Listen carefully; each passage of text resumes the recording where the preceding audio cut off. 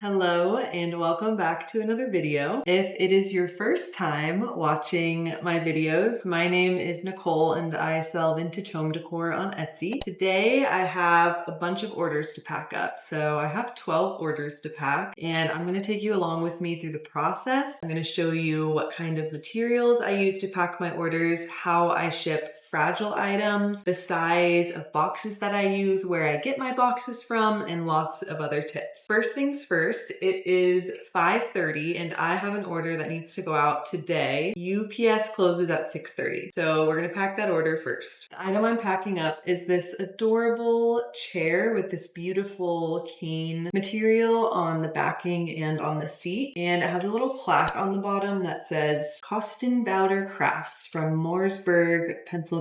It's handmade, it's really cool. It's a little rocking chair. So for this item, I went to Walmart to get a medium-sized box. Every once in a while when I sell something that won't fit in a 12 by 12 by 12, which is my biggest box size that I keep on hand, I usually just run to Walmart and I'll grab one of their heavy-duty medium boxes. Also, if you can't tell, this video is just going to be super casual and I'm going to give you tips as I go throughout the process and as things come to my mind. My first tip, and I've said this before in other videos, do yourself the favor of not getting cheap tape. Don't spend a fortune on tape, but in my experience, I got a pack of 6 of the cheapest tape on Amazon, and it has just been a nightmare to use. It rips and gets all over my fingers, and it just doesn't hold up well on the boxes. This roll that I'm using is a little bit of a nicer roll that I think I got from Home Depot. I don't have a set place yet that I recommend for buying tape, but I will say don't get the cheapest tape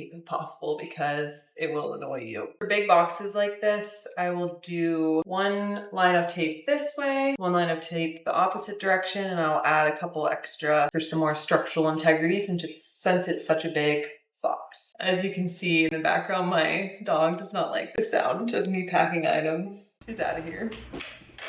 This is a tape gun, by the way, if you're wondering what this is. I got this off Amazon for, I think, around $10. I will make an effort to have everything linked below that I talk about in this video, and I'll probably do some type of affiliate link on Amazon. We'll see if I can figure out how to set that up. So if you buy any of the items that I'm showing you today, I'll get a small percentage. I think that's how it works, but none of these items are sponsored. This is just the stuff that I've been using for a long time to pack my items. Having a tape gun is really nice and saves a lot of time. They are loud. Using packing tape in general is pretty loud. Typically when I'm packing items, I have my headphones on and I'm listening to music, but for the sake of the video, I don't. Next, I'm going to go in with the best packing paper ever, and this packing paper is from Grainger. I get all of my boxes and packing paper from Grainger. Before I started buying this paper, I reused a lot of packing materials and I would find stuff on Facebook Marketplace for free, but now that I have so many orders, I need something more reliable, and just having this roll and knowing I always have packing materials is worth the cost. I use a lot of paper when I'm packing my items. I do not hold back, and I'm in a bit of a rush, so I'm not fully showing you what's inside. Here's a little glimpse. Once I come home and do the other remaining orders when I'm not in so much of a rush, I will show you more thoroughly. This box is the perfect size for this, which is awesome. Now I'm just gonna put packing paper all around the chair. Now that this order is all packed, I will stick a little thank you note, my business card, and a sticker inside. Here is what that looks like. These stickers I really love. I get them off of AliExpress for super cheap. My thank you card and my business card I designed on Canva. I have the free version of Canva and it's amazing. I don't feel the need to buy the paid version. And I actually also paid to have the business cards and the thank you card printed from Canva as well and shipped to my house. And they're pretty affordable. I think I bought 250 thank you cards at a time, which really lowered the cost of each card.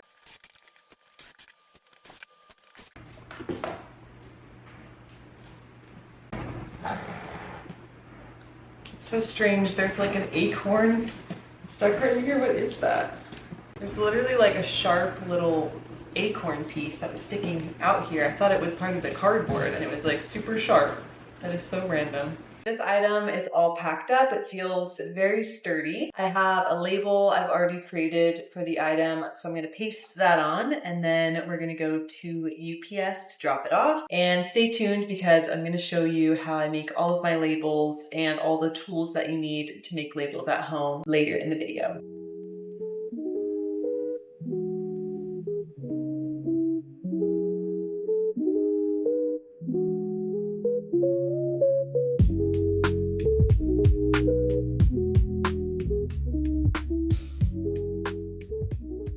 I just got home from UPS and now I'm gonna go downstairs and collect all the rest of the items that I have to pack. It is only 6:30, but it's now pitch dark outside and we are out in the woods, and I have not yet adjusted to being outside by myself in the pitch darkness in the woods. I'm gonna take my fiance with me to help me collect the items. Oh, thank you. Oh, get it, get it. Oh shoot!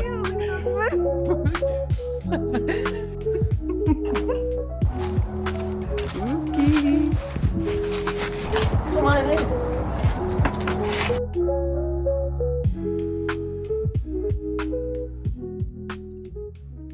So here is everything I've sold in the last couple days. My most profitable sales include that Staffordshire dog, the stool, and probably this too. I got this recently at an antique mall for $18. Sold it for $62. It sold yesterday, and it sold 1 hour after I listed it. This was by far the fastest item to ever fly off the shelf. I might have to get into these taxidermy butterflies. I love this kind of stuff, so I would love to sell more of them. I keep smaller sized boxes upstairs so that I don't have to bring them up and down so often. Most of my items that I sell are on the smaller side. The box sizes that I use the most often are 5 by 5 by 5, 8 by 8 by 8, and 10 by 8 by 6. Some of my less common box sizes, but other sizes that I use frequently enough to have in bulk, are 14 by 14 by 6. That is an amazing size, like for this pillow, for instance, that'll fit in there. It's a great size for books, for artwork. Then I also keep 10 by 10 by 10 and 12 by 12 by 12. So to pack up my orders, I am going to need my laptop, my thermal label printer, my tape, and my scale. Most people will probably also want a measuring tape, but I'm not going to be needing one because I already know what size all of my boxes are. And then obviously for packing your items, you're going to need boxes, packing paper, and bubble wrap for fragile pieces. Also my laptop, oh my gosh, it's in a pretty rough state. Let me show you. This is what's going on with my laptop. It is not doing so well. I've had this laptop for about 5 years. This is the worst it's looked. Hopefully it holds up for label making because I don't think this thing's gonna last much longer. I'm also gonna be making myself some waffles because I'm really craving some waffles right now. By the way, I think I said 5 by 5 by 5 earlier, but it's actually 6 by 6 by 6 that I have. This is a great size for really small items. Brass items are my absolute favorite thing to ship because they're not fragile and it's always just really easy to pack them up. Now that I have this order packed, it's time to create the label for it. In order to create the shipping label, I'm going to need to weigh the item. So I have a battery powered scale here, which I love. I used to have one with a cord, but it's so much easier when it doesn't have to be plugged in because you can just bring it wherever you want. I use Pirate Ship for all of my shipping labels. I just find it to be really easy and straightforward. I don't buy my labels off of Etsy. Pirate Ship is a completely different website and it's totally free. So I'm going to put in the weight of the package. It's weighing in at 1 pound, 4.6 ounces. So I'm going to round up and put 1 pound, 5 ounces. Package dimensions. This is a 6 cubed box, but instead of putting 6 by 6 by 6, I'm going to do 6.5 by 6.5 by 6.5. I always add 1/2 inch to my boxes because they they usually end up widening by about 1/2 inch, and that just protects you from getting any extra fees if the package is a little bit bigger than you anticipated or it's just really stuffed. Now I'm going to put in the customer's name and their address. You'll want to be really careful to double check the address after you put it in and make sure everything is correct. So the buyer paid $5.71 for shipping, and it looks like the cost is actually going to be $6.70. So I'm paying about $1 of my own money to ship the item out. It happens sometimes. Sometimes the shipping cost ends up being higher than what the buyer paid, and that's just something that you will have to consider when you're pricing your items. So I'm going to go ahead and purchase that label. Now to print the label, I have my incredible Rollo printer. I absolutely love this thing. It is a thermal label printer, meaning it doesn't require any ink cartridges to print. It uses heat, and so these are heat sensitive labels. So I actually went through 2 other label printers before I got the Rollo printer. And the reason is because the Rollo printer is expensive. It's $200 for the version that you plug into your computer to print, and I believe it's $270 for the Bluetooth version. The first label printer I got was from Amazon, and I think it was around $60, and it stopped working pretty immediately, and I ended up returning it. The second label printer I got was $100, so I went a little further up, and that one stopped working after a couple months, and it was outside the return window, so I just lost my money on that product, basically. So I finally decided to pull the trigger and get the Rollo printer. I've heard it recommended by other resellers. It has great reviews. I got it, I think about a month ago, and it has been working perfectly. This is by far and away the best label printer I've ever used. I got the plug-in version because I personally just didn't feel like it was worth $70 to have the Bluetooth feature. It only takes, 5 extra seconds to plug it in. So now that it's plugged in, I will print my label. I print it out. You just rip it off, and then now I can paste that onto my box, and it's super easy. Before I had a label printer, I was using a regular printer. When I was using a regular printer, I would have to replace the ink cartridges every so often, which can be expensive. Also, you either have to cut the label out or fold the paper and then tape the label onto the box, which is just time consuming. And when you're going through a lot of orders, it saves a lot of time, and it's just so nice to be able to peel a label off and put it on. You don't have to worry about the label getting ripped off and shipping. It's just really nice. I used my printer for a pretty long time before I felt it was justified to buy the label printer, but if your business is starting to do really well or you have the financial means, it's very nice to have the label printer. My waffles are ready, so I'm gonna eat that really quick and I will be right back. I ended up taking a pretty long break, but I am back. So I'm gonna go ahead and pack up the rest of the small items, and then once I get to a larger item or something fragile, I'll show you a little bit more of my process.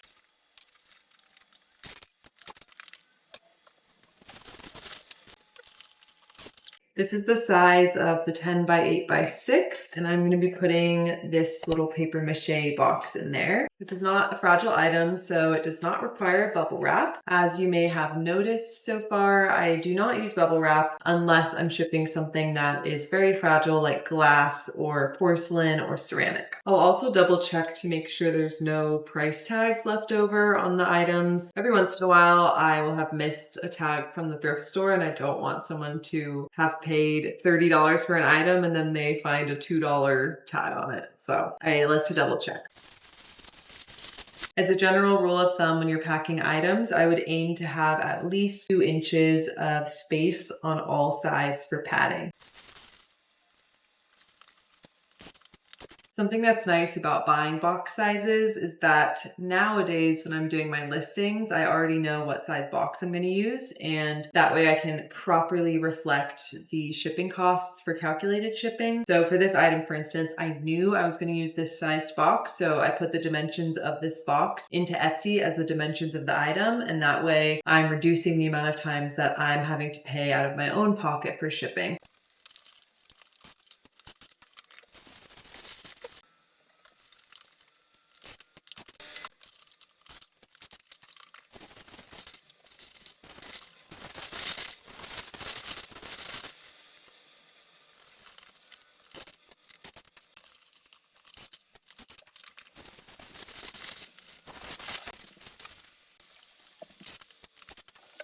So now it's time to pack the Staffordshire dog that I sold. It has been sitting in storage for a little while, so I'm gonna wipe it down. I love this piece and I think it's a really cool pattern. I am going to pack it into this small sized heavy duty box that I got from Walmart this morning. So it looks like it will have plenty of room in here.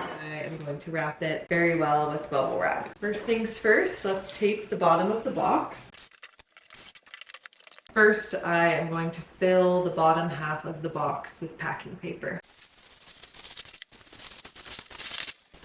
As you can see, there's a very thick layer of padding on the bottom. So now I'm going to wrap the dog in bubble wrap. This is all the bubble wrap I have at the moment, so hopefully it's going to be enough. I do not keep very much bubble wrap on hand. I usually just have one roll because most of my items don't require bubble wrap. And now when I'm sourcing, I hardly ever pick up fragile pieces unless I think that there's going to be a really high profit margin. Now that I have wrapped it, I'm going to tape all of the loose ends. Typically, I would want to use a little bit more bubble wrap than this, but because I'm packing it in such a large box, and this is a very heavy duty box, I'm not too worried about it. So you can see how much space there is around the dog and how much space there's going to be on top. This time with putting in the packing paper, I'm going to be a lot more meticulous about it. I'm going to start around the edges and then do a top layer.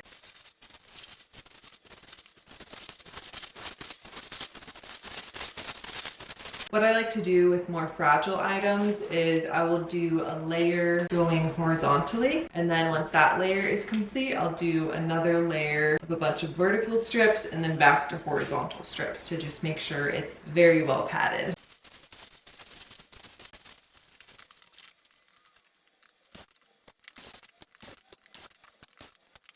Also with fragile items, I will write fragile on all sides of the box. I don't really know if it actually makes a difference, but might as well. I am going to pack up one more item tonight, which is the stool that I sold. And I got this box this morning from Walmart, so hopefully it will be a good fit.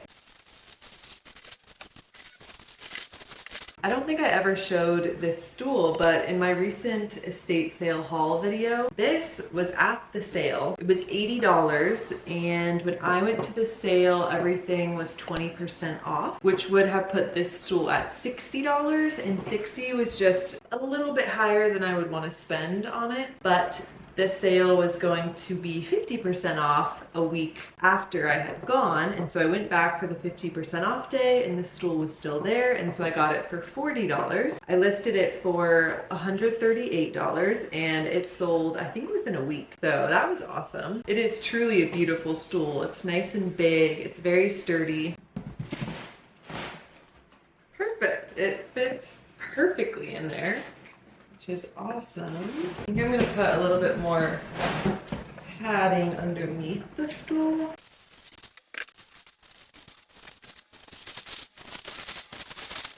This box is humongous. It's very heavy. It's 11 pounds and 4 ounces. I just weighed it, and I have never shipped something that heavy before.